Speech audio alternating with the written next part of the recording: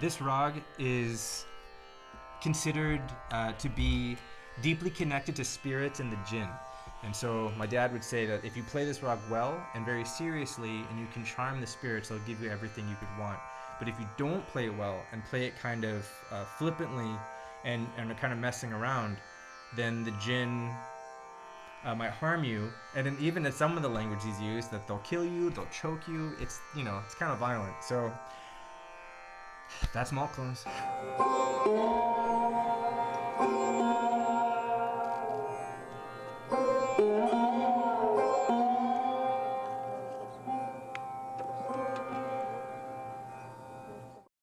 Malkauns is an evening melody. It's funny. I've seen a lot of people online talk about Malkauns being kind of like a easy rag in the sense that it's like, oh yeah, it's only pentatonic. It's only aura of orav. It has 5 notes ascending and 5 notes descending. So it's really easy to play, and there's not really many rules. So it's like there seems to be 2 schools of thought, where it's like one is that it's an easy rag to jump into and play, and you can play whatever you want, and you kind of get freedom that way. And then there's the more serious expression, which is or the serious take of potentially the Djinn harming you if you play it incorrectly. So those are vastly different experiences. There's many things that are, I think, powerful and pretty potent in it. But since it's pentatonic, since it has these 5 notes, it basically, the big thing that, and Dad will even say it in this concert, that for Sarod, he would call this almost like poison for the Sarod, which is a pretty strong statement to make. But the idea is that there's no punchum. There is no pa like whatsoever. And you're not supposed to even have it like come out. But on these instruments with so many strings and so many harmonics, it's almost impossible to not have the pa come out. And on the Sarod, pa is one of the main strings that we have. So to be able to play this rag nicely and correctly without hitting the pa string, it's hard. And so the scale is Saga Mada Nisa. It has no re, no pa. I was looking through one of the old books on Chandranandan, and was thinking about Malkauns because it's one of the main melodies that comprises Chandranandan. Chandranandan, my Baba's Raga, as far as discovering it, creating it, however you want to say that. Malkauns, Nandakosh, Koshikanra, and Chandrakauns. These rags are the ones that make up Chandranandan. So Malkauns is one of them. And a couple things about the rag, Malkauns. So you hear me saying this ons sound. This is that Chandrabindu, the kind of nasally tone. You'll see it often written either Malkauns, K-A-U-N-S. You'll see it oftentimes written as Kosh, K-A-U-S-H. And then you'll see the same thing in rags like Konsikanra. You'll see it written as Koshikanra with the R-A. These are all just different permutations of the rag names, spellings, pronunciations. They are synonymous. Koshikanra is Konsikanra. Same with Malkauns being Malkosh. Same rag, just written differently. You'll see it actually a new spelling in this video. This is a live concert, but you'll see the group that did it, dear friends of our family and longtime disciples of Baba, called Sound Photosynthesis. They did a whole series of concerts, but they have a pretty interesting spelling of Malkosh. For the Sarodis, so for people who are interested in like tunings and things like that, if we look at the Sarod, Nire Gasa, in the Sarod, the way that we tune our Jawari strings, since Re isn't in the rag, you could potentially leave it in there, but it starts to become problematic. So there's interesting tunings you could do. Things like if it's ni re ga sa, some people will do like things like da ga ma sa, or you can get creative, but these are pretty typical ones. Or ni ga ma sa.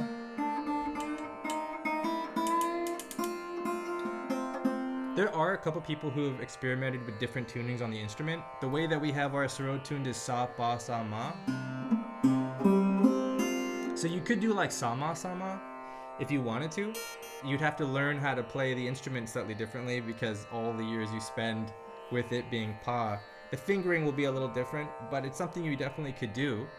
Baba doesn't. He leaves pa in there. and then it becomes a matter of technique and skill to not have the pa keep ringing out this way. You see, then for Sarod, for example, you could get really fancy and start tuning all of those notes out of the sympathetics, but I believe the way Dad did it, he did not. He sometimes would do alternate tunings on these sympathetic strings, but a lot of times he would just leave them in there. The idea is that when you play like Sa, for example, in the harmonics, Pa is already there. Pa is one of the notes that will show up. So you can't really ever fully get rid of it. As far as I understand, it's in the actual frequencies that are coming out. So it's, you know, it's there. That doesn't give you like an excuse to then go and play Pa in like Marwa, for example.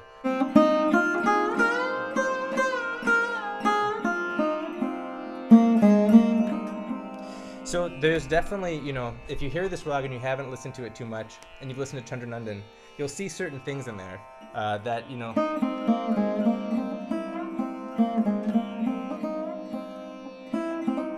where Chandranandan has two gas. Anyway,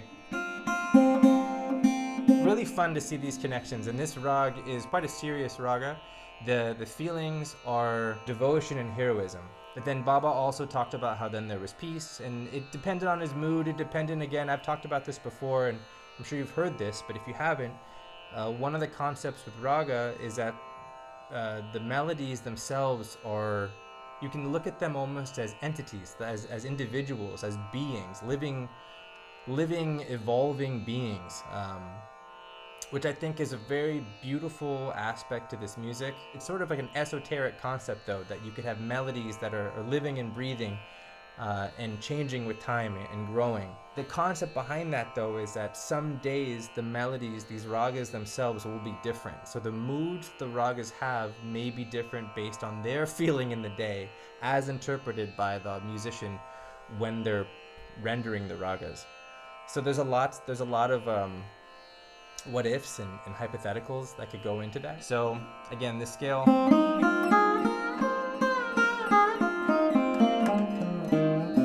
So now the thing is with the Sarod, for example, we have this pa here.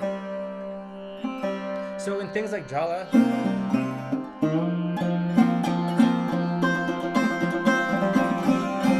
it's really easy to hit the pa string.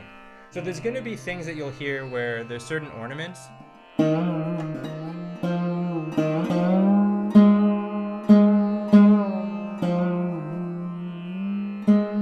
So when you're doing something like this, for example, right, from on the Sarod at least, this ga ma dha, you do have to go through pa. It's not like it's, you just don't. So in this example,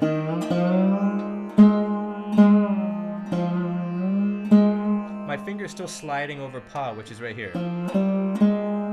But the idea is that you're not getting the feeling of pa as I'm doing something like this. I'm not doing it slowly where you're getting a feeling of pa. And I'm not doing ornaments around this type of thing. Right? I'm not making pa any sort of showcase. And I'm not even really trying to hint at it so much. And we'll see what Dad does in this and see if he goes and shows more of these types of ornaments where he does more andalin around ha or andalin around ma that makes you kind of get the feeling of pa. So like ornaments like this, right? Here's an example of one. Pamagamagasa. So, you know, there's things that you can do to kind of get around it. See, no, these types of things you can't do. Da pa da pa ma. Then you're getting like things like Koshikanra.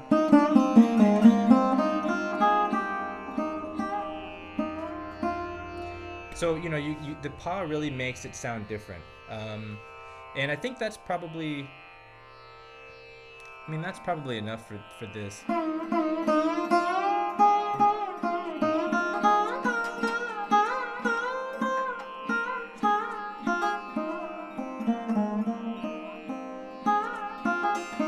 So yeah, things that, you know, Dad, on this road, for example, another thing that is really common with these types of ornaments or movements that are really pretty in these types of rags with these notes,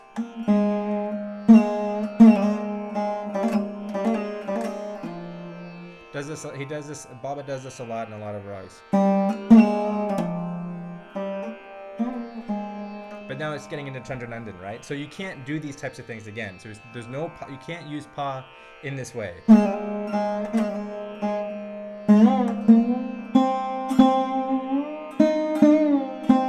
Now the question is here, when we're listening, or one of the questions that might come up is, okay, so that's pa, but then what about with re? Because re also isn't in the rag. So now what we want to listen for when we're going through a concert like this, and we have questions about, okay, no re, no pa. Well, how do we get around some of these things? Are we seeing these in the Ondalin? Are we seeing these in Ornaments? Are we going to hear Ornaments that do this again for pa? Coming from the pa, but you're sliding so you don't really hear it. So maybe it's coming from the ta instead.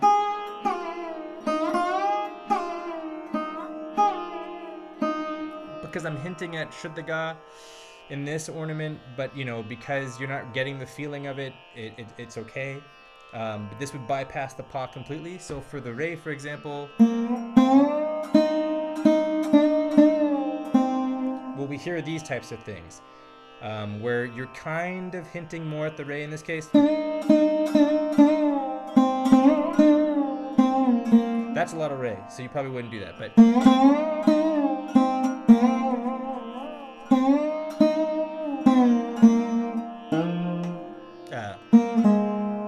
remember, so no pa. So no pa, no re, Malkauns, late night raga. This rag is considered to be deeply connected to spirits and the Djinn. And so my dad would say that if you play this rag well and very seriously and you can charm the spirits, they'll give you everything you could want. But if you don't play it well and play it kind of flippantly and are kind of messing around, then the Djinn might harm you. And then even in some of the language he's used, that they'll kill you, they'll choke you. It's it's kind of violent. So that's Malkauns. Now we'll see how this concert is rendered. Okay, Malkosh. This is Baba. I think this is from the 80s. You'll see in the background two of the Tanpura players are some of Baba's most senior disciples and dear family friends, Peter Van Gelder, and then Terence Pease, who unfortunately, the late Terry, he's passed away now. So very sweet. They love Baba dearly, and so it's really fun to see their faces on here and to watch their expressions and things. So let's see here. Thank you very much for your wonderful appreciation. We are very, very, very honored to get back for you. Some friends, they want to hear Raga Malkosh. That's why I start with the Raga Malkosh. Some ragas are actually like a Malkosh. It's a little allergic to this instrument. So that's here's the spelling of Malkosh, the Malkosh. It's a different one, we'll say for sure. I guess you could say the L and the C almost kind of make a K. I'm kidding. So if you couldn't understand him, if you're not used to his accent, he says that a number of friends have asked him to play Malkosh, and that's why he's going to start with Malkosh. And he kind of has this little impish grin that he does. Because, again, as he says, some rags are allergic, or he'll say sometimes like poisonous, all this kind of stuff. So Malkosh, for example, as he said, is a little allergic to the instrument, and that's why people are laughing. So I'll play translator just for a second. All right. Due to tuning process, with Malkosh, I didn't have a pa note, and the main strings are this pa. Try to make less noise on.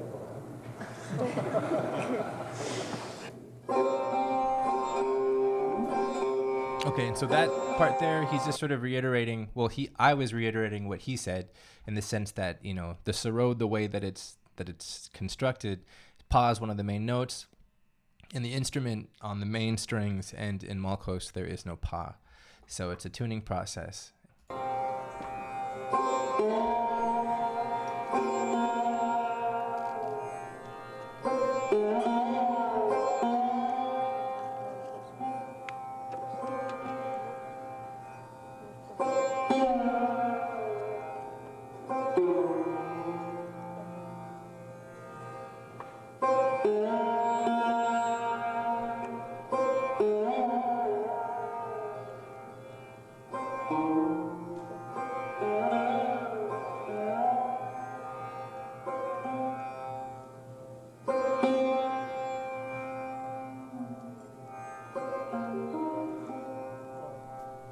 So right here, check this part out. So this is something that is definitely challenging on the Sarod. He's sliding off the paw string. And so the trick is, how do you do that without making the paw ring? And we'll just go back a second here, because we're going to talk about this line. Whoops.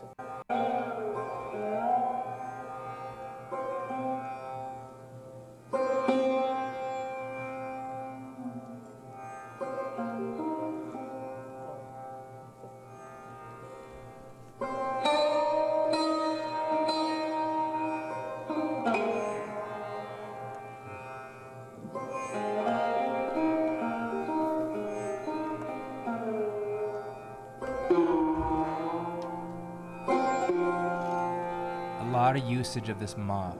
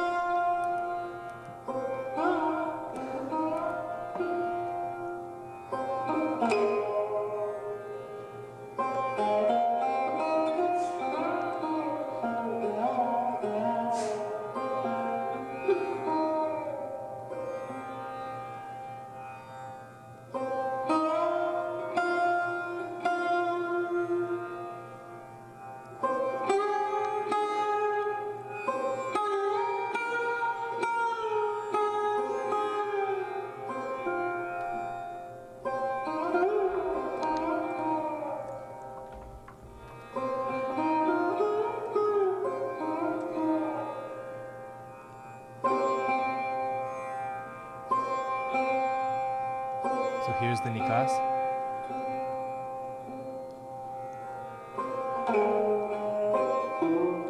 Oh, no, it's no nikas. He goes right to a gut. Okay, so let me see if this works. Can you see me now? Haha, yes you can. Very cool. Oh, nice. It's like a poor Photoshop. Here we go. So,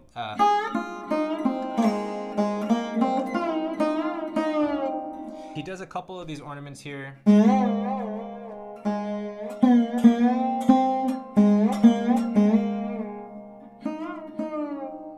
This gamma, ga, sa, these phrases here. So he's sliding through the re. This, it's not, right? If you put the re in there, it's really strong all of a sudden, and that totally changes the mood. These phrases here, ni da, ni ga, sa, ni da, ni sa, gamma, ga, sa. And then a lot of things that he's doing here.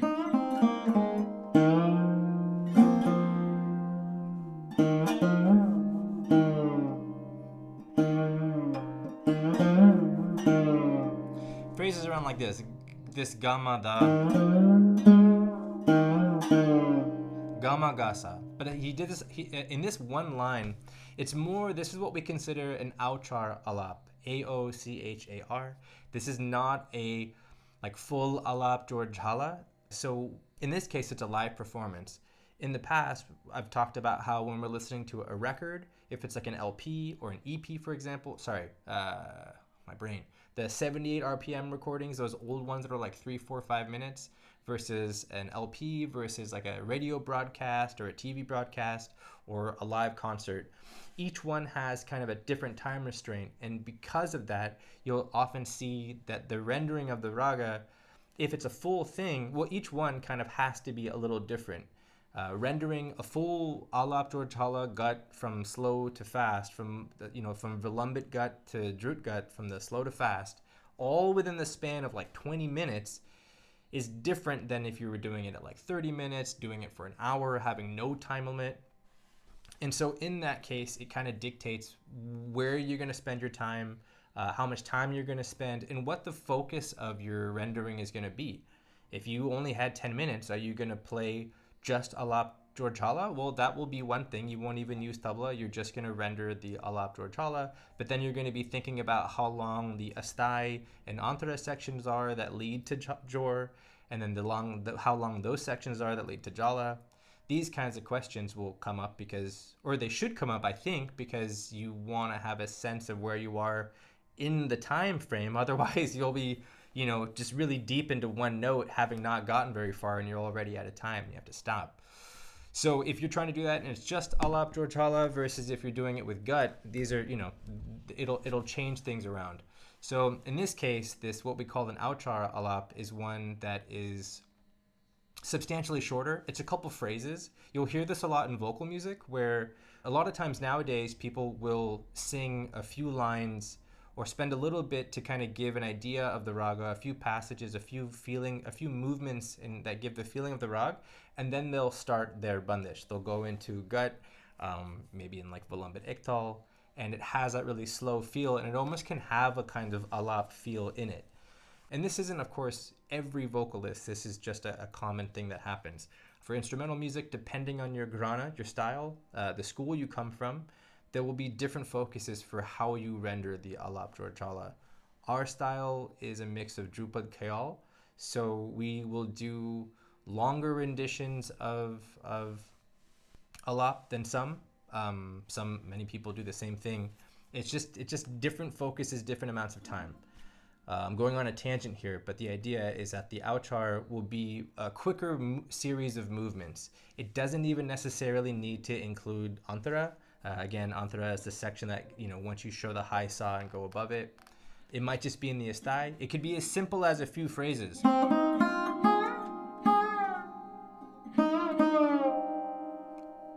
Whatever it would be, it could be a few things. It could be one thing even.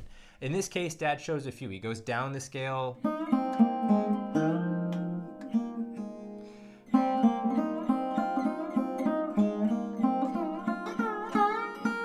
He played something like this, where he's kind of jumping around the notes a little bit. So he's giving you more movement around the scale, rather than spending line after line developing on da and ni and sa and then ma and then ga, and then going back up. So kind of working your way down in the traditional scope.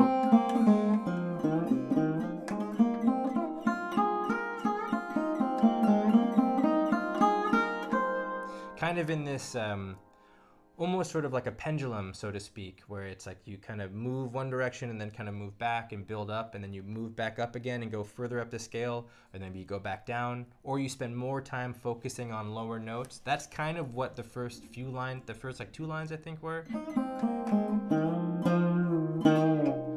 And then I said, here he's going to show the nikas, the nikas being the sum, that mora, this phrase.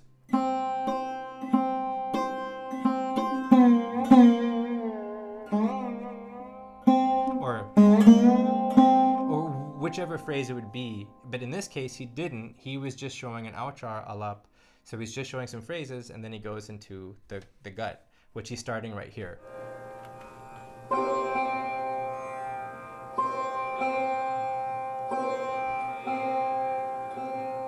Okay, so here's pretty cool.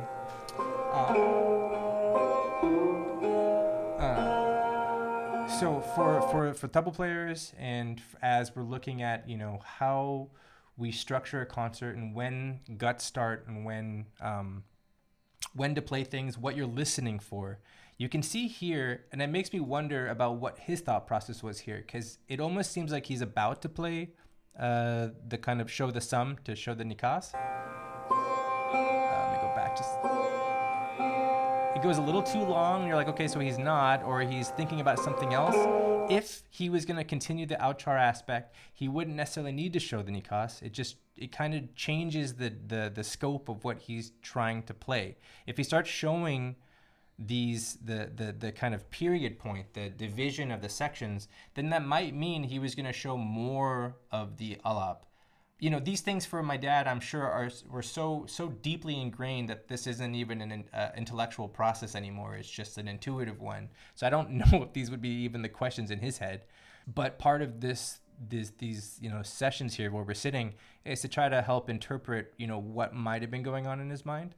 So let's watch this one more time, because then you'll see, you can't see Shapanji here, but my guess is Shapanji is sitting there watching him, and as soon as he doesn't play the sum and starts to play what sounds like a gut, he's already ready. And I hope the camera will pan so we can see what his expression is. So again, this Nikas where he's about to show up, maybe.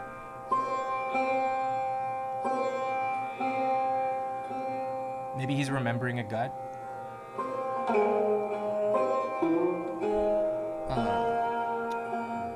And you can see Dad's head turn.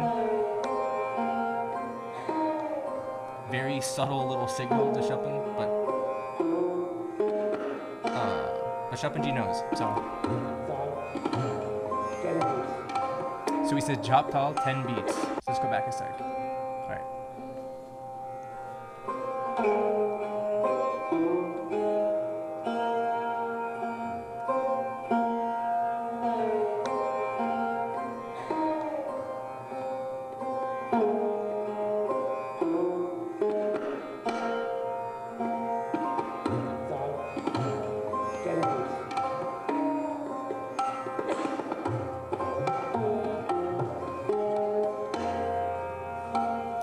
Much younger looking Shapanji.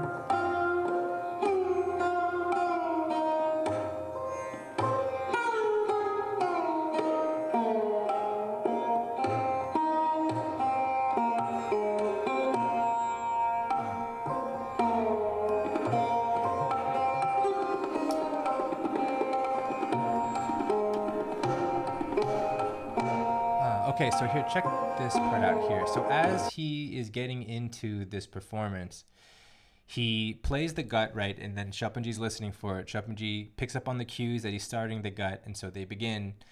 Dad shows the gut a couple times, then goes off into basically one bigger line. Then when he comes back to sum, Shapanji takes a solo. But at the start of things, depending on how much time the Alap was played, how close you are, seniority, all these types of things, these factors might show, how much time the tabla player might play.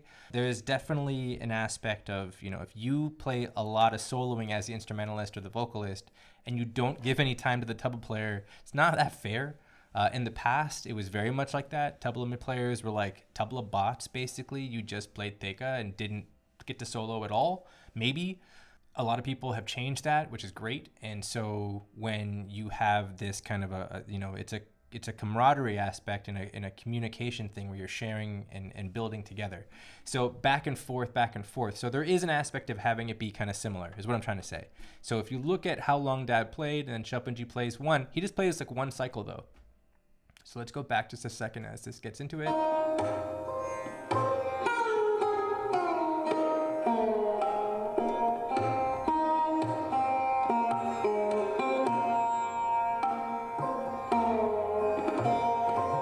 Okay, 2 cycles. Nope. It was only 1 cycle.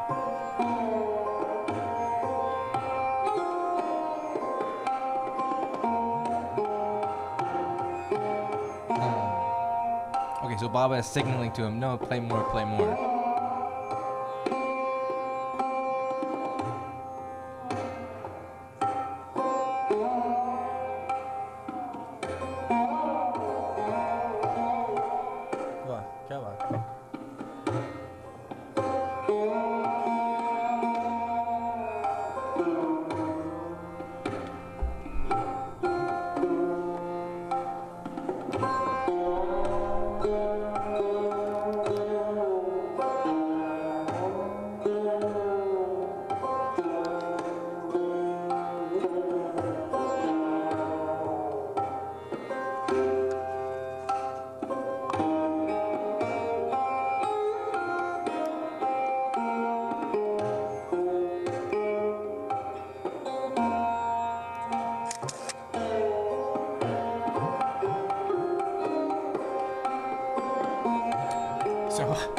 Here's a good example. Sorry, I didn't mean to talk over Chopinji playing. So check this out, right? Here is the bane of the Sarod player, as Dad was joking. It fully comes out.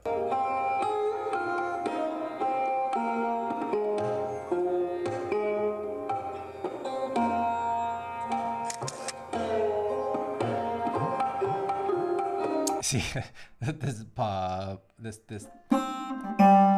comes out. You see him, and you see his head go. You see his head move even when he does it, because it's just like, oh my.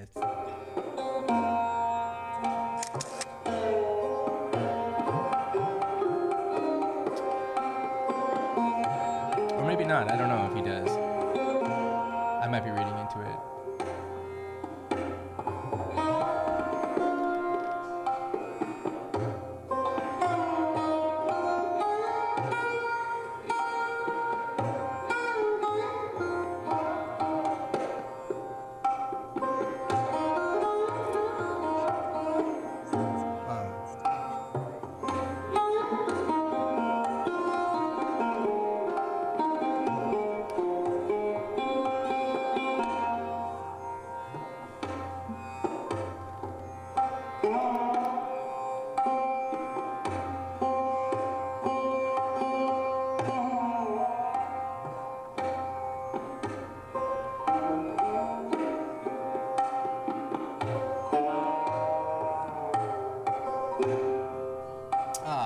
Okay, so let's go. So here, let's take this for a second, this section.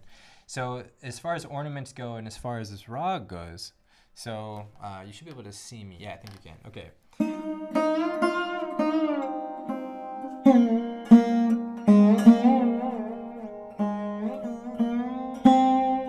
So he does this part here where, you know, when it comes to the ga, re,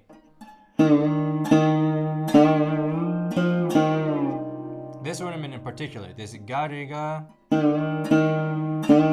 it's not really ga, re, ga. It's the idea of doing this slide where, if you can see my hand.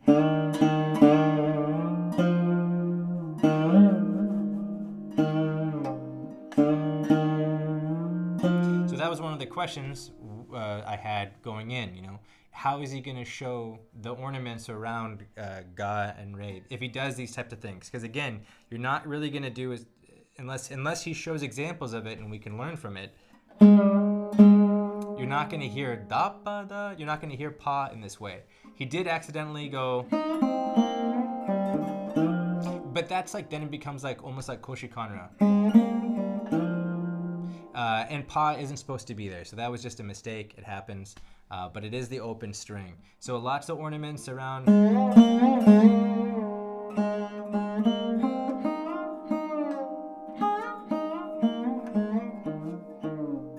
But then again, this one here in particular is the one I wanted to point out. This part.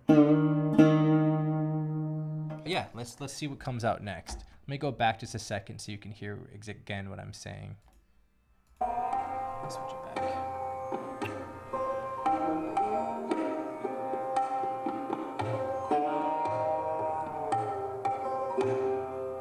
So it's just quick. But he does, wait, he actually shows that re though. Hold on.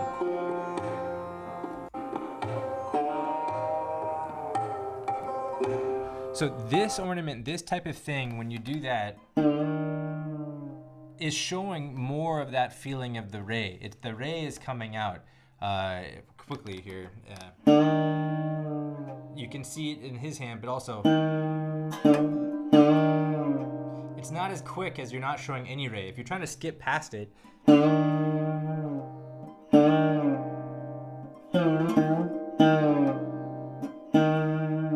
so in this case, again, so to clarify, it's not really ga re ga, and he's not doing. It's more of a slide where on the Sarod, it's like you're coming from you're moving down from the ga to the re and then coming back, all in kind of one movement, and then you're striking after you've sort of shown the re with your finger. If that sounds confusing, it's like this.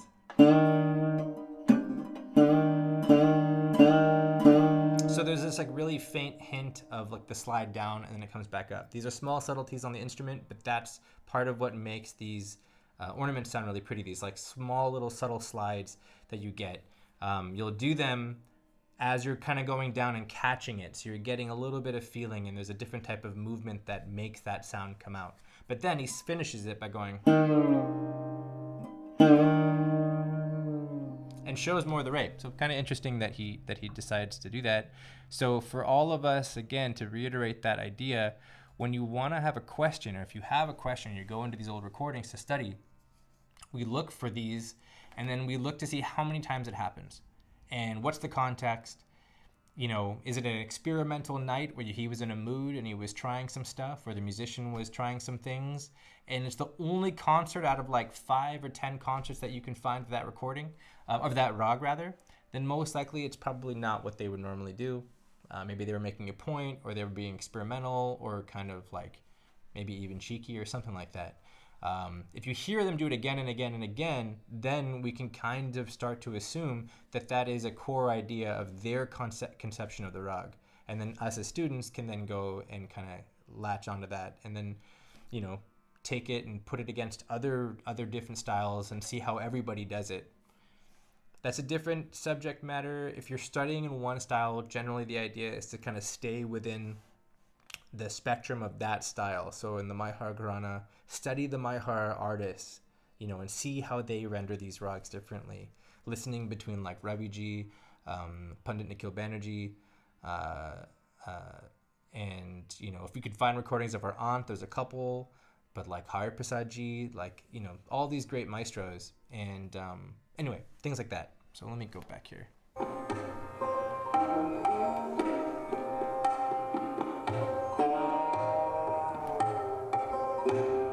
There's that line again. That's the same one though, not a second time.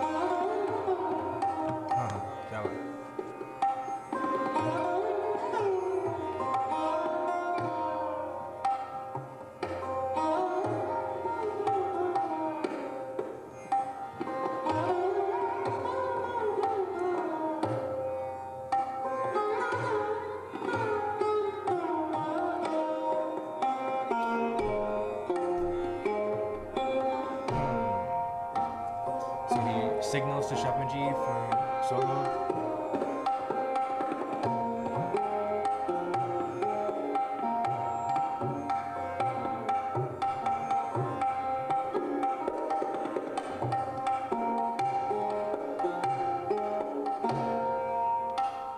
So in this case, 2 cycles. Okay, so let's take a second here real quick.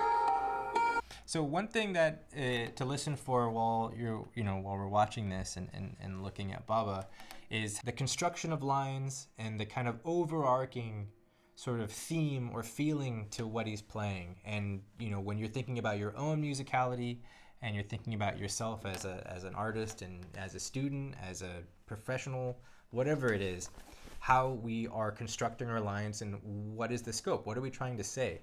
What are we doing? Are we thinking about each line in the greater context?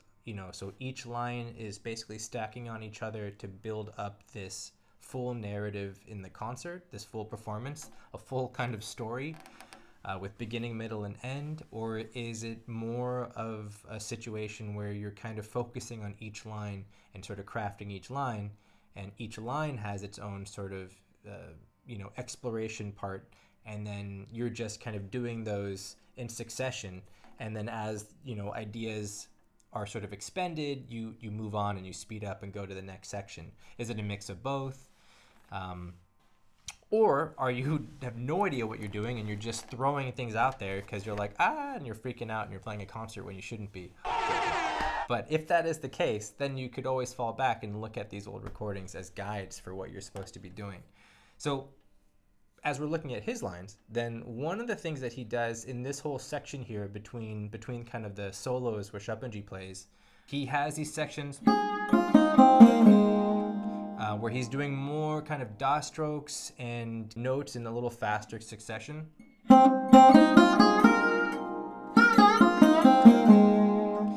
And then coming back to the gut. And then he goes into this whole section where he, changes the kind of mood and scope and goes. And he starts doing this whole thing where he's exploring in the ornaments. And this is one of Baba's things, is that he'll constantly be moving, not sporadically. It's, he said it, and I've said it before quoting him, but you shouldn't get bored. And if you are bored and you're playing, or once it's boring, move on. So it's not that you're just playing everything you possibly can because you're trying to always keep it moving. It's more that you're not kind of overstaying your welcome in certain sections. And then in his case, what he's a master of, one of the things he's a master of, is his dynamics. So he kind of builds up intensity, and he might be doing one section where it's more kind of intense da patterns, where he's moving around this way in particular notes, then break it up by going into a section with slides. And so for the ear, it changes the way what you're hearing, so it gives the listener something new to kind of attach to and follow. And then he kind of intersperses back and forth, and then it might be intense, and then it might be soft, it might be really deep and sweet. He might go back and then really slow the whole thing down by going to one note, or it's really powerful and intense, lots of energy and power, and then just come back to something like,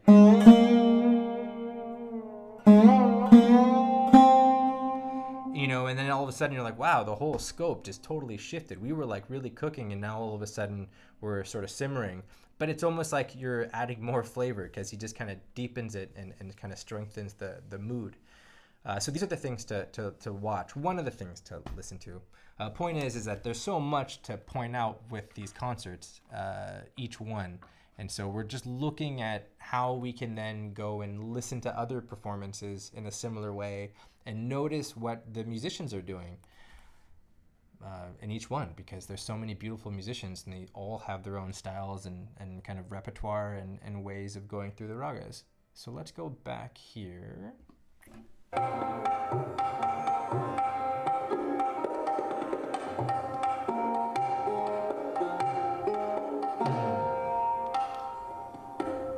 Short, sweet.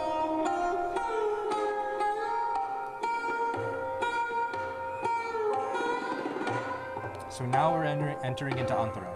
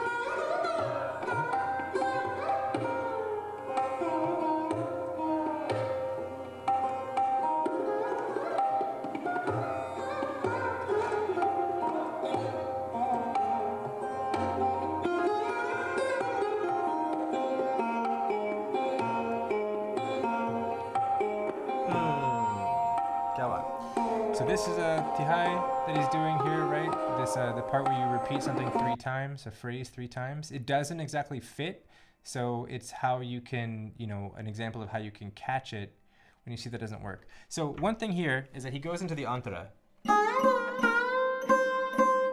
And then the whole line is around this high sa. And this is where, he did do some ornaments that were going higher up, but to really make a point of going to high sa. And then, it's not just that you show the saw and that's it and now you're there. You could do it that way, but he's doing other variations where he's showing different ways of getting there.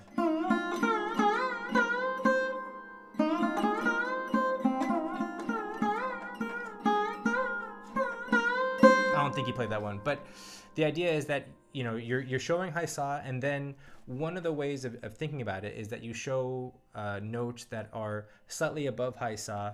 You either could just show everything, or if you're kind of following again in a traditional form, or you're just kind of slowly building up, you might only show a few notes. So start around the ga, which he kind of does around ga and ma, and then one of the things is that you will potentially show kind of the whole range of the instrument, going all the way back down, all the way back up, and then coming back to sa, back to the home, and that's kind of where you would finish the Antara.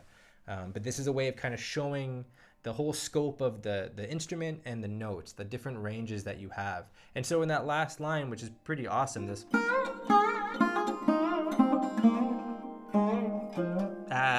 no pa. He goes the whole thing, and then he goes to the Tihai. That's kind of the scope of what he does. Now, what happens is once he does the Antara, this should indicate if he's following in that form where now new things can come in. Different bowl patterns, different rhythm cycles. Maybe he'll speed it up. In a traditional way, you generally don't throw in everything all at once, especially in our style. So you haven't seen him do things like... right, doing diri patterns or doing... He's not doing any sorts of patterns this way. He hasn't been going very fast. He's been kind of keeping it within da strokes, like individual notes.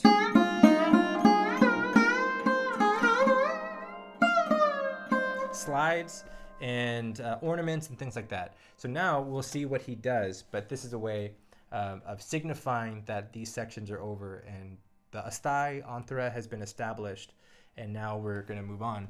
But I'm going to go back to that Tihai because I want you to see that again. So for all of us who kind of swing for the stars and miss, meaning that the Tihai does not come to some when you want it to, he did not fix his Tihais, and a lot of people will pre-game it, so to speak, and fix these really fantastic Tihais that are just insanely cool, really great rhythms, really fun. But they've also played it like a million times, so when you see it in concert, it's killer. They always come out perfect, and that's great, and there's nothing wrong with that. Dad would definitely... His rhythm was insane, so he would just go and he would find just the strangest, coolest rhythm patterns to work. And he has ways of things where things don't work, and then all of a sudden it's how do you make it work from there? Maybe he does one and it's not going to work at all, so then he goes off and does something else and then comes back and does another Tihai. Find some way to end it, and I think they're really good lessons for like not panicking when you do a Tihai and it doesn't work. So in this case, it's listening for when the sum is coming, practicing with Tabla, obviously, and he knows it's not going to work, so he has to fix it. In this case, it's not like it's a drastic fix or a change, but it's nice to see the kind of raw, organic process of the musicians. Let's go back.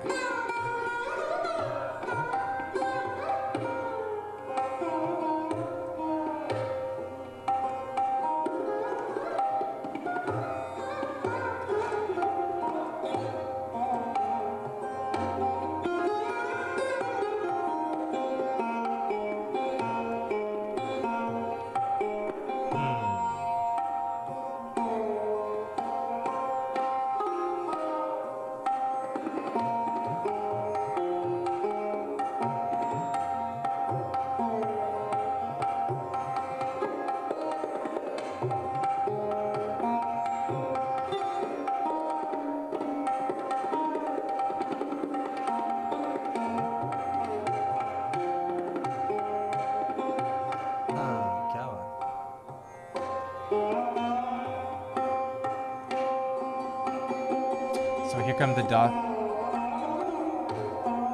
Different patterns. Da da da da.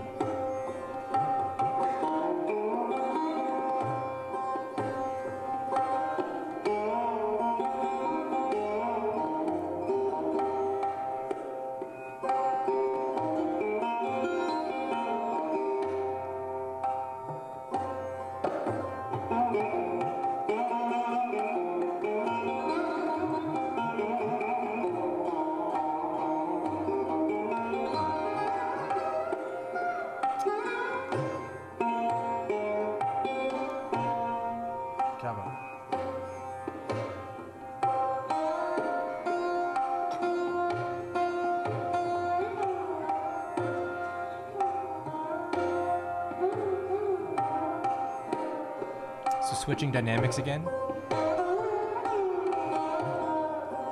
Back to these kind of longer slides, right?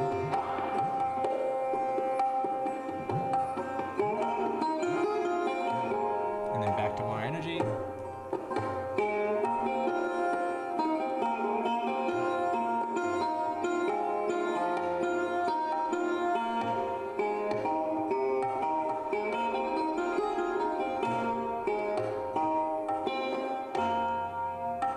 Doing the stars or lines around Ma.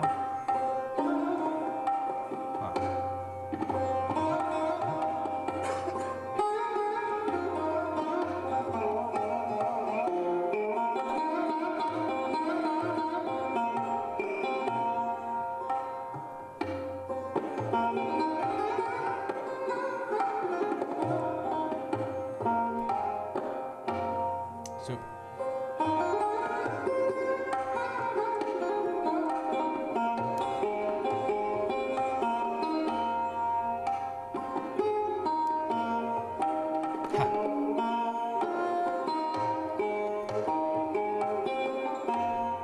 fun. So this section here, this type of thing, he calls this Bidar which is these kind of jumping patterns, right?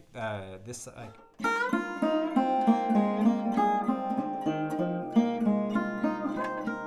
where you can kind of move around the scale. You'll see this a lot in a raga like in Mankalan, where they'll do these kind of really cool jumping patterns. He says it's he always says it's like Bela Bartok, the composer, Western composer, beautiful composer.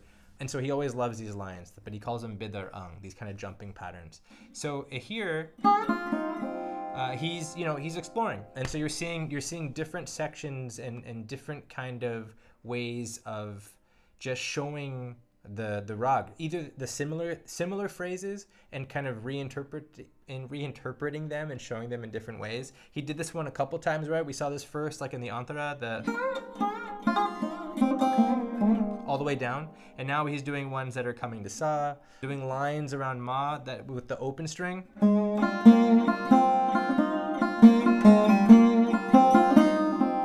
Things like here, it's almost like an arpeggio in some regards.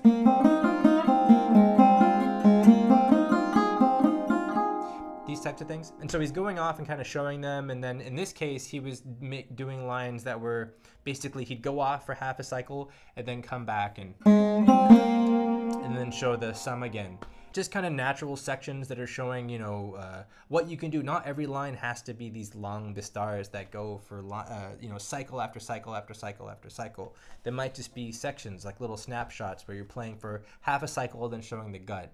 And so it's like how much you can create within that space of just one cycle, which is really fun. It's also a really good tool for improvisation because it gives you a structure.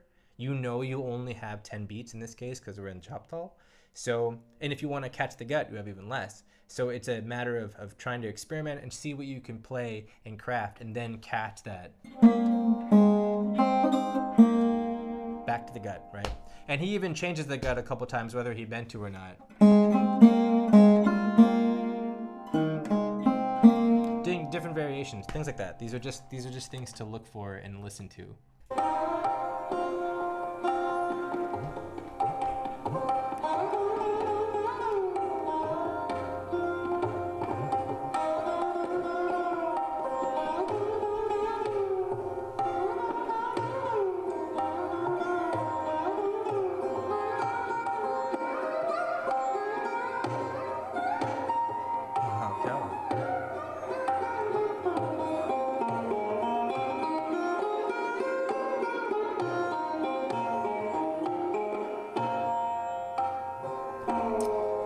So this is a great line for a lot of reasons, but here, check this out again, right? He does really a lot of things in this line. Sweet slides, then he goes all the way up and shows the whole range of the higher octave in a really pretty way. He's taking his time. It's not fast. It's not super like flashy. It's like crazy ornaments and, you know, crazy bowl patterns and all these things. And then when he finishes, he just simply finishes back on some. Like he just goes back to the gut. He doesn't do some crazy Tihai to culminate it. And it's a really good example that we don't always need to finish our lines in some like super elaborate way. It can be pretty nice just to come back to some. I've heard from my eldest brother Ashish Dada said that I remember him talking about it one time where that was a newer generational thing, like in my dad's time and up, basically these types of things where everything needed to finish with Tihais and very rhythmic endings all the time. That in the old times, a lot of lines would just kind of end. They didn't have to finish with a Tihai. Tihais are a fantastic tool for many reasons, and they're really fun and beautiful. But there's, you know, we can get into a habit of, you know, you play all these things and you're like, oh, I have no idea how to finish this line. How do I come back to some? How do I show the ending nicely? Well, you do a Tihai, it's pretty much always going to sound pretty cool because it makes a point and it finishes the line for you. So here, let's listen to this one again to see how he does this.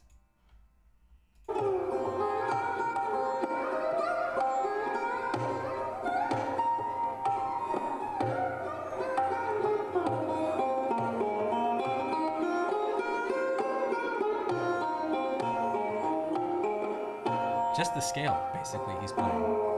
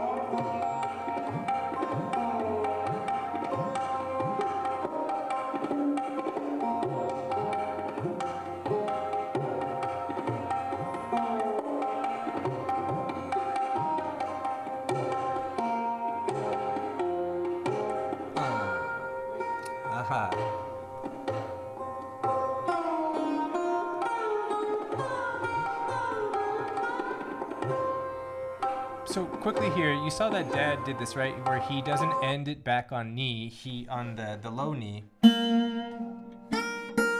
He ends some. He knows that he's listening, obviously, to what Chopinji's playing. And so in that sort of interactive aspect, then he finishes the line, or he comes to some. Instead of on the low knee, he does the octave up. And so for one, it changes the gut. It makes it more dynamic because you're playing along with the tabla player. But then it also might dictate that, like, you know, he might want to go up. And so it's a way of starting your line already with momentum moving. More tools to use musically. Let's go.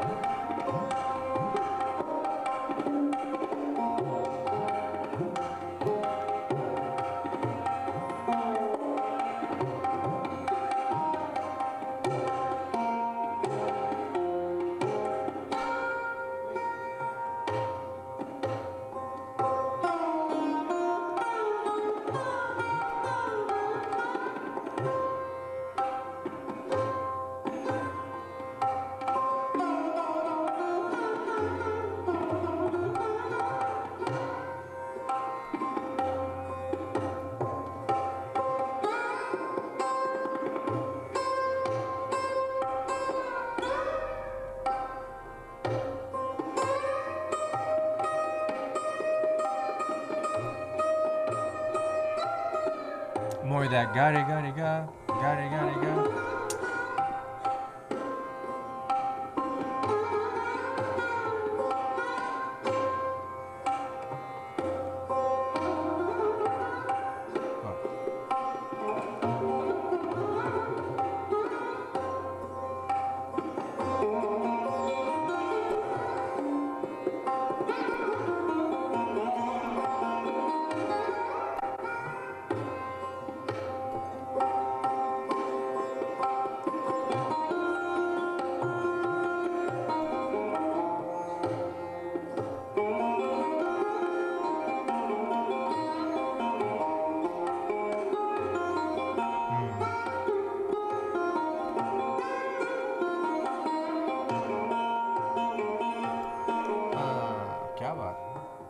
simple Tihais too.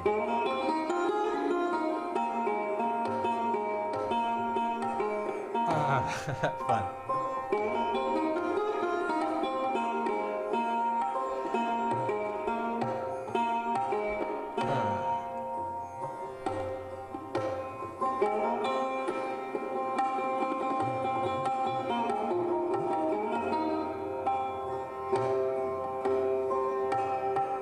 So in this case, right, just sections. He's adding now a whole section just around Tihais.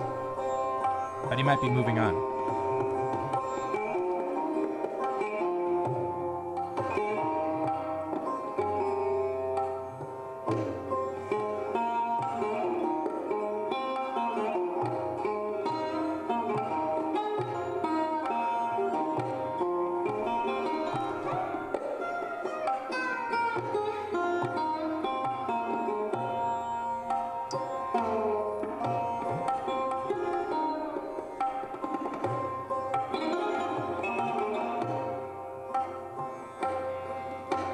Building up some energy there.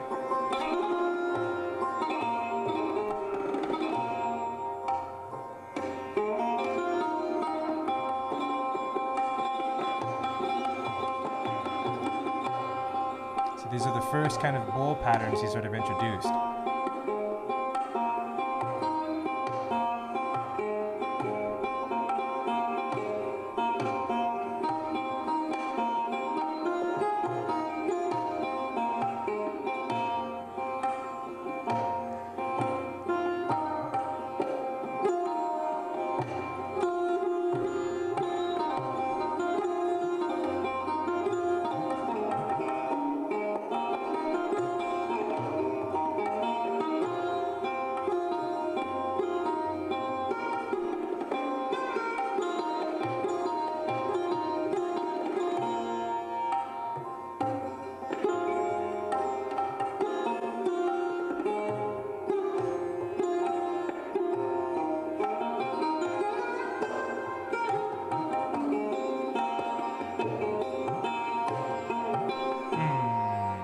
So one thing to think about here in these types of lines, I'll go back real quick. So one thing to think about, right? So Sarod obviously has certain things that are around the instrument itself. So like these types of things.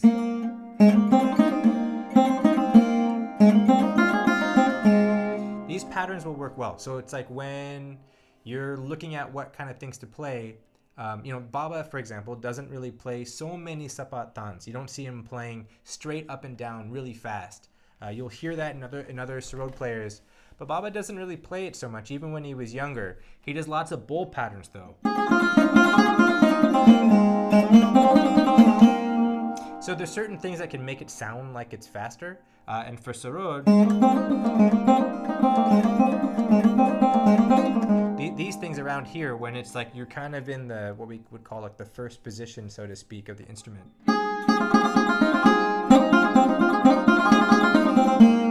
and you can get into fun bowl patterns and things like that. So looking on your instruments, like what are the sections that feel comfortable to your hand, that are kind of your almost like bread and butter. So the strengths of your instrument, basically. Another one that he does, he builds an entire line off of it.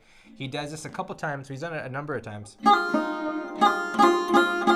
This kind of pull off, or like a pseudo krintan around dama dama. Then we get it, gasa gasa. You can't do dapa or nipa because, right? It ruins the raga if you start doing these things. But so then it's like he's it's just finding these little facets of things. Just exploring aspects of the instrument. And also he'll do things where which I love, is if his finger slips sometimes, let's say he's doing something like, maybe his finger slipped, maybe he didn't even mean to play that dama, but then he'll sometimes go and take that pattern and turn it into a new line.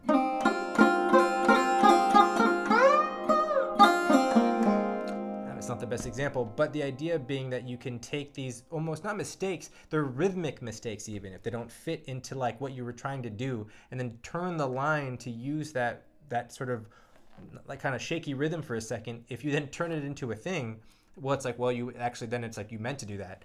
And sometimes like with jazz, it's like, oh, you play out accidentally, you just keep playing out, and then all of a sudden it's like, man, that was pretty cool, like you went out. So you turned it into an actual like musical motif. There's a Japanese style in ceramics where they will take broken pottery and then they'll basically seal it back with, they'll fix it with gold, uh, like gold lining and things. And so I forget what the term, what it's called, but essentially when they're finished, you've taken a broken piece of a shard or a pot or a bowl or a cup, and then they've turned it into a work of art. And the beauty is like in the imperfection and how they almost highlight it and make it something gorgeous. And that idea is super cool musically, because then your mistakes potentially, as long as you're not like butchering the raga, then as you get better and more experience, the idea is that we could all then keep learning and building from our own mistakes and lines. It's kind of a metaphor for life, but it works out really well, I think, as a musical tool. And not that he did it in this example, but just the idea that you can use these things. I'm more about the strengths of your instrument, which kind of ties it all together. But yeah, fun things, very, very cool and really good examples constantly in these recordings. So let me go back here. We have a couple more minutes. We're almost done. I'm going to stop talking now, I think.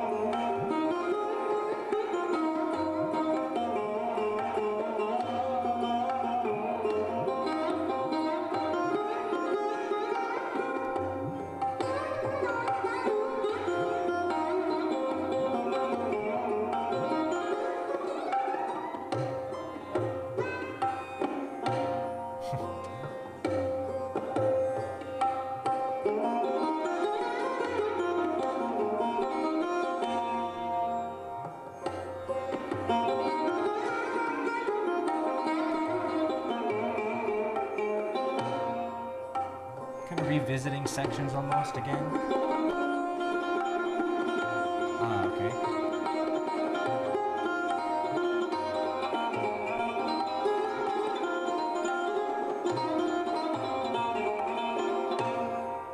So now introducing more rhythmic aspects.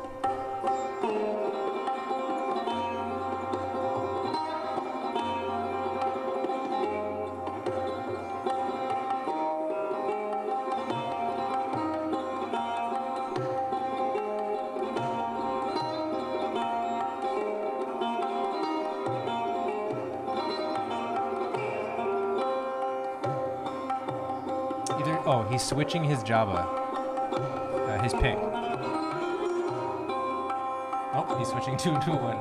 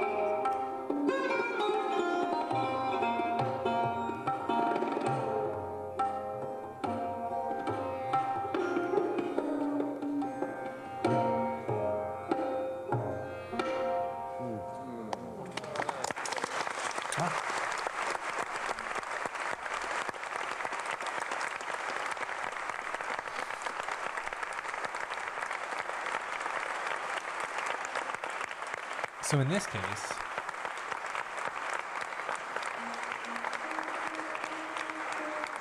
okay, so the next part of this concert actually is in Kirwani. So if you want to go listen to it, it's online. It's actually on YouTube. They're all on YouTube. But if you type in Malkauns Ali Akbar Khan, this one will come up. But he does this thing, and I just realized, I sort of had a minor epiphany about the way Baba plays his bowl patterns. And this whole idea how when you're playing, depending on where you're playing, the tone is obviously going to be different. So if I'm playing here, for example, kind of in the center, sorry, you can't see, in the center of the Sarod, it has more of a bassy, kind of a fuller sound. As I go over, it becomes tinier and brighter. So you can use this to an effect.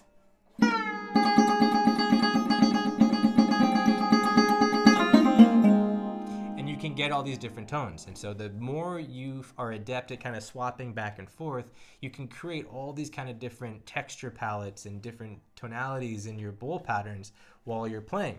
Dad does this all the time. A lot of musicians do this to great effect. But then, of course, he's always growing up, he always had this bag of jabas, the picks. And he would lay them out when he'd play a concert. And then, depending on what section he would be in, he would go and grab a different one. But something about this concert, listening to him do it, he's doing these bowl patterns, he starts to do it, and then you see him reach over and he grabs one, and he plays another one for a second, and then he takes it quickly and grabs a different one. And then I was like, wow, there really was a big tonal difference in those jabas. So it's not just doing this. He actually, for certain sections, I forgot that he actually will go and grab those jabas, and that'll create an even different texture. So just always, these are the things that he thought about. They might be that it's easier to play certain patterns, the way that the jabba is actually physically shaped. So the way the pick is shaped is going to change how he's going to play his lines. But then also, not even just being over here, what part of the Sarod head you're on, but the actual pick itself. So, thinking about the tools you use for the tones that you make. On sitar and things like that, it's going to be where you're pulling from, which fret you're pulling from, and how you're reaching that note. Each one's going to have a different tone, which string you're pulling from. For the voice, it's like, when you're singing, which octave are you singing in? Are you singing up to the note, down to the note? How much breath are you using? Are you soft? Are you loud? All the mechanics of our body and on our instruments, how we can use all of these to create these different feelings and kind of flavors with what we're doing, what suits the kind of mood and vibe we're trying to create. And then you listen to the masters, and it's like you get to see. That's the thing that's so fun about the videos, is then you get to see the kind of things that they're doing. I am fascinated by the creative process with people, and I'm deeply interested in what is going on in someone's mind when things happen not necessarily to plan. I love to hear about people and their internal dialogues for when things go wrong, potentially. I mean, that's not only wrong, but when things happen and how they get out of those situations. What was going on when the nerves start to kick in? Because I'm fascinated for myself of how to always, get better and things like that. So being able to watch his head kind of, drop for a second when he accidentally strikes the paw, or, to see when certain things don't work, or to see what his face is doing and what you could read off of him. Because a lot of times when you watch Dad play, he'll oftentimes drop his head and he'll be so deeply in it that it's almost like, there's not necessarily so much expression on his face when he makes a mistake. He's just in his moment and he keeps going. It's almost like he has a poker face when he's on stage. It's just very deep and very in it. So I love examples like this when, someone asked him to play Malkosh, and so he's playing it, and then he's going off, and it's a shorter piece, 20 something minutes, and that's what he does for this one. Anyway, I could talk about this forever, but this was Choptal with Shapanji and Baba. Have a wonderful night, and I'll see you all next time.